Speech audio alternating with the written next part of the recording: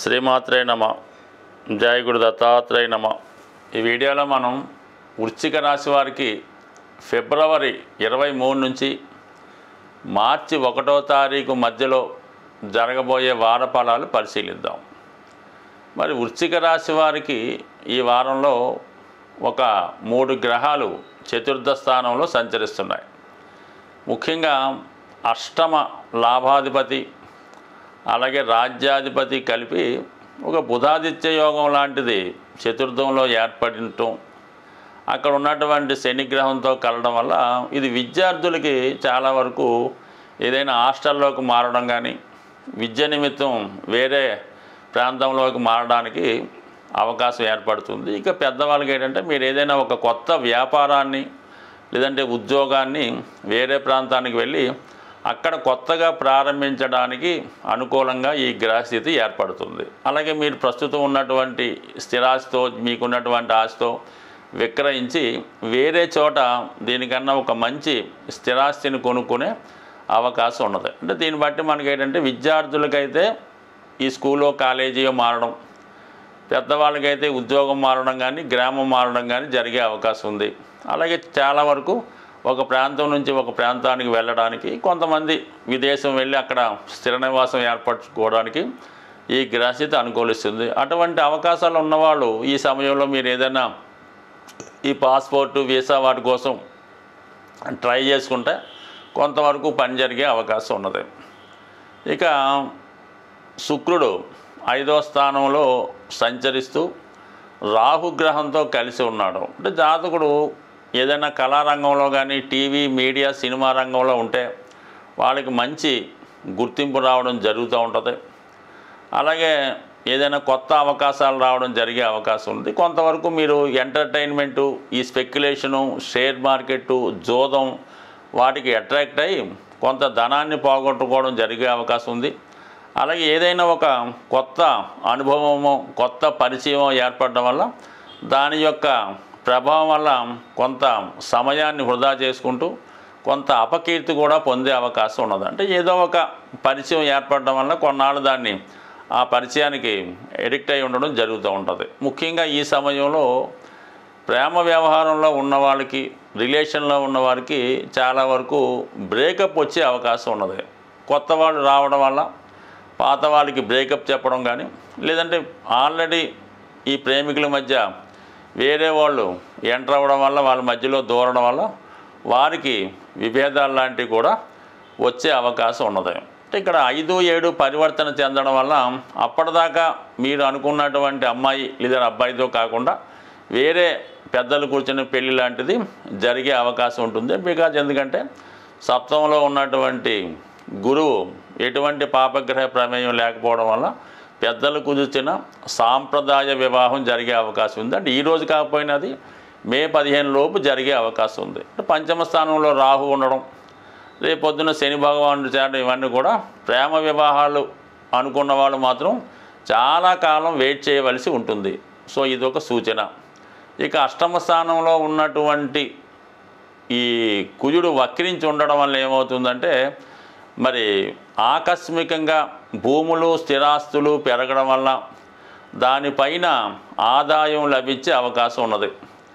ఇక అలాగే వివాహ విషయంలో భార్య ద్వారా లేదంటే భర్త ద్వారా మీ యొక్క హోదా పెరిగే అవకాశం ఉంది. కానీ అనుకోకుండా ఏదైనా సంప్రదింపులకు వెళ్ళినప్పుడు, ఏదైనా 10 మందితో మాట్లాడినప్పుడు కొంతవరకు జాగ్రత్తగా వ్యవహరించడం మంచిది. చిన్నగా ప్రారంభమైనటువంటి విషయాలు అది గొడవలు, ఫిజికల్ హ్యాండిలింగ్ దాకా వెళ్ళే అవకాశం ఉంటుంది.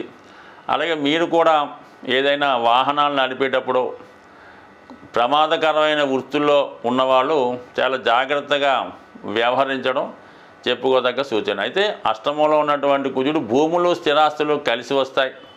అన్నదమ్ములతో విభేదాలు ఉన్నప్పుడు కూడా అది మీకు లాభసాటిగా జరిగే అవకాశం ఉంది. మరి గురువు రాశిని చూడటం వల్ల, కేతువు ఏకాదశంలో ఉండడం వల్ల పెద్దగా ఎటువంటి ఇబ్బంది వచ్చినా ఏదో ఒక దైవ సహాయంతోనో పెద్దల సహకారంతోనో పూర్వపుణ్యం వల్ల ఆ సమస్య నుంచి ఖచ్చితంగా బయటపడే అవకాశం ఉంది.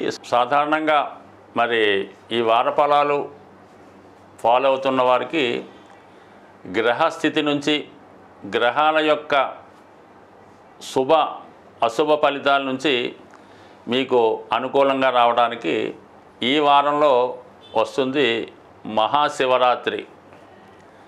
మరి ఆ రోజు విధి విధానంగా ప్రతి ఒక్కరూ కూడా ఏదో పెద్ద పెద్ద క్షేత్రాల్లో ఉన్నటువంటి శివలింగాన్ని మాత్రమే దర్శించాలి అనుకోకుండా మీకు సమీపంలో ఎక్కడ ఏ రూపంలో ఉన్నా కేవలం శివాలయంలోనే కాకుండా మిగతా దేవాలయాల్లో ఉన్నటువంటి శివక్షేత్రాలు శివలింగాల్ని ఏదో ఒక విధంగా మీరు ఆ రోజులో ఎప్పుడో ఒకరు, అది మిడ్ నైట్ కానీ ఎర్లీ మార్నింగ్ కానీ మధ్యాహ్నం కానీ ఆ రోజు కంపల్సరీగా దర్శించుకోవడం మంచిది.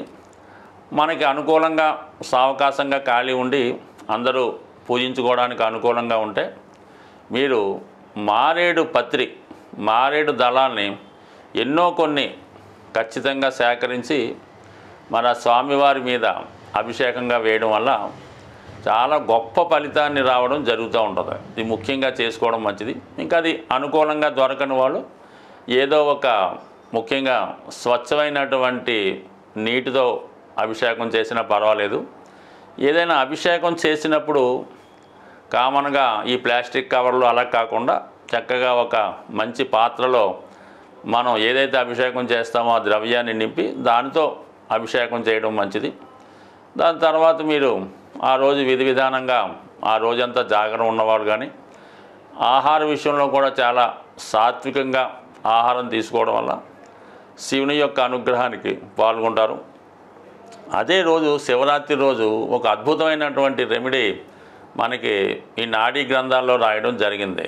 శివరాత్రి రోజు గోవుకి కూడా మీరు ఏదో విధంగా నమస్కరించి గోవుకి ఆహారంగా ఒక క్యారెట్ కానీ లేదంటే గోధుమలతో తయారు చేసినటువంటి స్వీటు హల్వా కానీ రవ్వ లడ్డు కానీ అంటే డైరెక్ట్గా నానబెట్టిన గోధుమలు కానీ ఆవుకి పెట్టడం వల్ల గోశాలలో ప్రశాంతంగా ఒక 5 నిమిషాలు 10 నిమిషాలు మరి ఈ శివనామ స్మరణ గోశాలలో చేయడం వల్ల అపూర్వమైనటువంటి ధనయోగం జాతకులకి లభించే అవకాశం ఉంది. బట్ ఏదైనా సంవత్సరంలో ఒకరోజు వచ్చే ఈ శివరాత్రి రోజు మీరు విధి విధానంగా చక్కగా నియమంగా పవిత్రంగా శివుని ఆరాధన చేయడం వల్ల శివనామ స్మరణ చేయడం వల్ల అవకాశం ఉంటే వృద్ధులకి పేదవారికి ఏదో విధంగా సహాయం చేయడం కానీ మరి ఏదైనా బాగా నడవలేని స్థితిలో ఇబ్బందుల్లో ఉన్న వాళ్ళకి మీరు దగ్గరుండి సహకరించి ఆ స్వామిని దర్శించే విధంగా వాళ్ళకి సహాయపడినా కూడా చాలా గొప్ప పుణ్యాన్ని లభిస్తుంది. ముఖ్యంగా నవగ్రహాలన్నీ కూడా శివుని యొక్క ఆధీనంలో ఉంటుంది కాబట్టి నమ్మని వాళ్ళకి నో ప్రాబ్లం.